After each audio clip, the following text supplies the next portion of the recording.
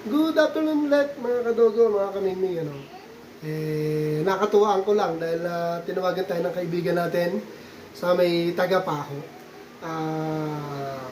Si Sir Ray, Sir Ray, thank you. So, naalala mo ko. So, eto, tinatanong ni Sir Ray, bakit di niya na raw nakikita yung alaga kong Shih Tzu? Sabi niya nga, papa-stud niya raw yung, may male siya i-stud niya raw yung Shih Tzu kong female.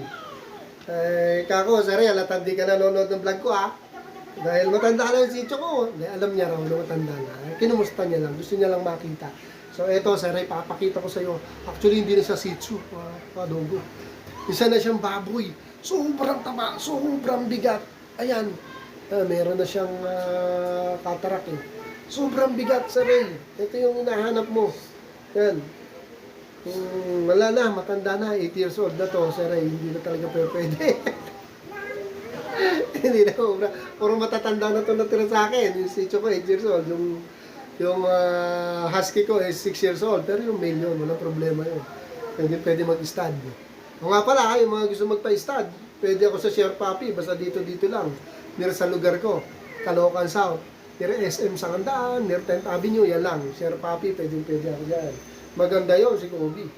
Kasi wala pa akong time para bigyan ng pares. Pero sa totoo lang, wala pa akong pera pambili ng pare. Kaya, pwede ako sa Share Puppy. Ready na tayo para sa breeding ko sa kasakal. Okay? Sir, nakita mo na yung aking matabang Shih Tzu, Lakas lumamon yan, kahit matanda na. Grabe, kala ko mamamatay na to, mamamatay yung pares niya. Si Brutus, lalo siyang tumaba. Lalo kasi namin naalagaan dahil wala nang ganong stress. Dalawa na lang ang aso ko. Kaya napaganda na rin yun.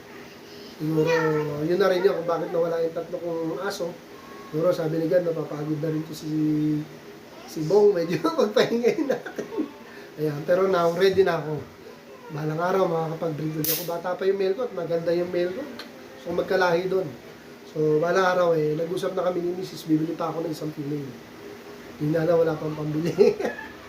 Okay, yan, Sir, pinakita ko lang sa'yo. Akala mo kasi pinakatago ko Kala niya, ayaw ko lang ipahiram sa kanya yung female ko. Hindi na talaga pwede to. Pero nag-hit siya, kaya wala ng mens. It means wala ng similya. Yun yung sign na hindi na talaga pwede na. Kaya tandaan niya, nag-hit, namamaga ang bulba, pero wala na menstruation. Hindi na pwede yun.